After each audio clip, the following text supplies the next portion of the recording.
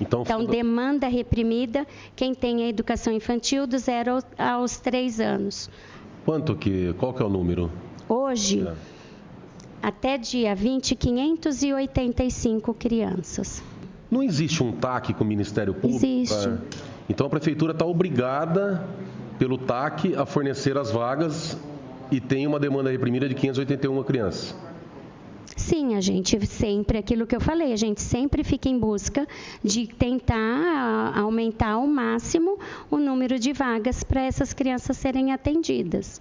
Quantos imóveis foram adquiridos para amenizar essa demanda reprimida no ensino infantil? Nessa desapropriação? Isso. Eu sei do terreno a construir, né? A senhora sabe se tem projeto para construção? Desse terreno, eu acho que ainda não. Não.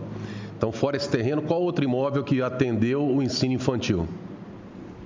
A Gasparzinho foi comprada como sendo educação infantil. Só essa ou tem mais alguma? A Guedes de Azevedo, a princípio, quando naquela reunião... Mas hoje o imóvel da João Poletti, da Guedes, ele é utilizado para educação infantil? Não, é só pela MF Dirce.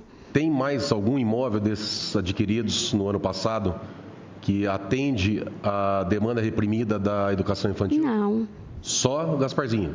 Se não me falha a memória, sim, das desapropriações. Os problemas que nós temos no ensino público, que nada mais são do que gestão. Eu falo que são gestão, vereador, porque o ensino, a educação, ela tem dinheiro, tem investimentos. E a pandemia foi uma grande oportunidade da educação pública mostrar que veio, mas isso não aconteceu. Por falta de gestão, e por várias situações objetivas, né? O Wagner, para que serve? Para que está servindo aquele imóvel da São Martem? Boa pergunta. Eu sei tanto quanto o vereador, né? Então a gente não sabe até hoje qual a finalidade daquele imóvel. Qual que é o seu cargo? Eu sou diretor de escola. E o senhor é o diretor da escola e não te avisaram ainda o que vão fazer com aquele prédio? Não. Maravilha. Mas aí na escola a gente percebeu alguns problemas no prédio. Então o prédio, eu nunca fui visitar o prédio do Guedes, nós não fomos visitar o prédio antes disso. Então o primeiro problema do prédio, ele não tinha cozinha. Eu acho que era o mais grave dos problemas. Eu tive alunos que não passaram bem só com a merenda seca. A comunidade do Dirce é uma comunidade extremamente carente, né, na sua maioria. Eu tenho relatos de alunos e de pais que falam que a criança só vai fazer a sua última refeição decente na sexta-feira, com a comida da merenda. E ela só vai voltar a comer comida na segunda-feira. Então é uma clientela que não poderia ficar na merenda seca. Então é um prédio que ele não tem quadra. E isso faz uma falta muito grande para a gente. Educação física, ela está acontecendo no espaço improvisado. Ela não tem rede lógica. Eu estou tendo que improvisar, inclusive minha secretaria, eu quase não consigo mudar a secretaria por falta de rede lógica. É um prédio que ele tem quase zero de acessibilidade, escadas, degraus, ele só tem uma única rampa de acesso na frente. Ele tem um único banheiro administrativo para atender quase 50 funcionários. Não tem mais banheiros. Não tem playground. Já foi constatado problemas de goteiras no prédio. A rede elétrica está bem defasada. É um prédio que ele ficou fechado por 2 anos. Porque um outro problema que a gente também tem no Guedes é o tamanho das salas. É uma escola que foi feita para ser uma escola particular. Ela não trabalha com uma quantidade de 30, 35 alunos por sala. Então, hoje, em razão da perda, a gente consegue atender no máximo 20, 22 alunos, estourando 24 em cada turma. E as crianças sentiam muita falta da merenda. Por quê? Porque o prédio não tem cozinha. E a cozinha ela foi totalmente adequada, ela passou por uma pequena reforminha ali, né? E este ano nós voltamos a servir a merenda, né? No prato mesmo, né? Ou seja, a merenda quente, comida, né?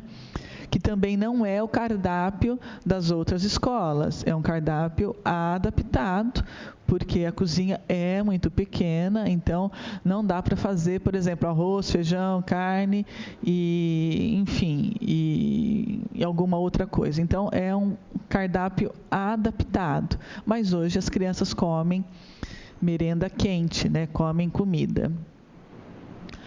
Comem na sala de aula. Isso também vale aí registrar, porque eu não tenho pátio neste prédio, né?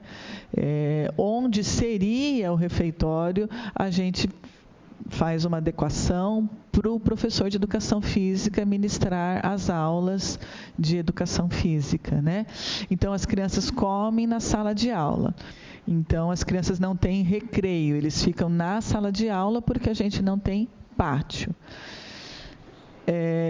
A educação física, ela continua acontecendo, só que de uma forma muito adaptada, né?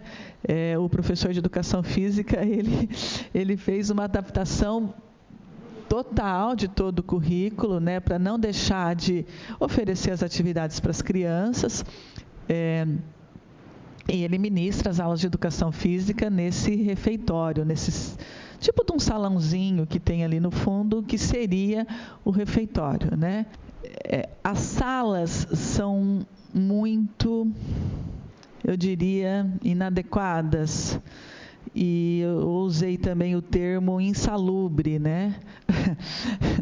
Por quê? Porque durante aquelas semanas de calor que nós tivemos, né, em fevereiro, março, as salas realmente ficaram em condições insalubres mesmo, é essa a palavra, né?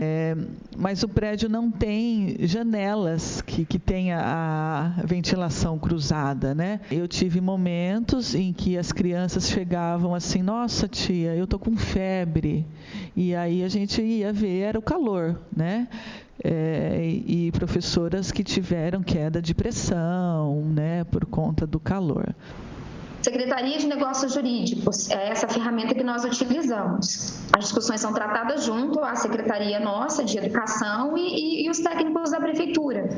Então, é basicamente isso. O rito não muda, o rito é assim numa prefeitura. Análise jurídica do diretor da PPI. Esses procedimentos foram corretos? Eu teria feito por compra e venda. A mesma justificativa, ela pode servir idêntica para mais de um processo? Para processos diferentes, fica uma coisa estranha de se entender, né? Se for a de necessidade pública, pode. Mais específica? A específica não, porque se for em bairros diferentes, são necessidades diferentes. Não pode ser que... essa justificativa específica, ela chegou até a ser tratada naquela reunião lá. Na minha opinião, ela tem que ser específica para aquele caso concreto e justificando aquela situação concreta. Por que eu preciso fazer aqui? Por que eu vou ter que fazer uma escola neste bairro e não vou ter que fazer naquele? E muitas vezes os profissionais da educação, eles ficavam irritados comigo, né? Que eles falavam assim, porque não tem, você não está vendo que não tem? Eu saía de lá com a nítida convicção que eles me achavam uma topeira, um burro, né? Falou, poxa, mas nós falamos 10 vezes e ele não entendeu, né? Tudo bem, se você que é o administrador acha que está tudo bem, né? A gente passa muito isso. Mas você não leu, não está aqui? Eu falei, eu leio e para mim não está aqui. Se ela cometeu algum erro, e aparentemente ela cometeu mesmo, porque ela pagou muito caro numa área nobre da cidade, não precisava ser lá.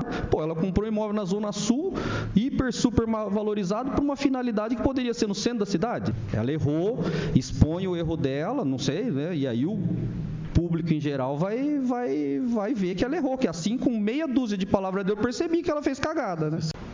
Secretaria de Negócios Jurídicos é essa ferramenta que nós utilizamos. As discussões são tratadas junto à Secretaria nossa de Educação e os técnicos da Prefeitura.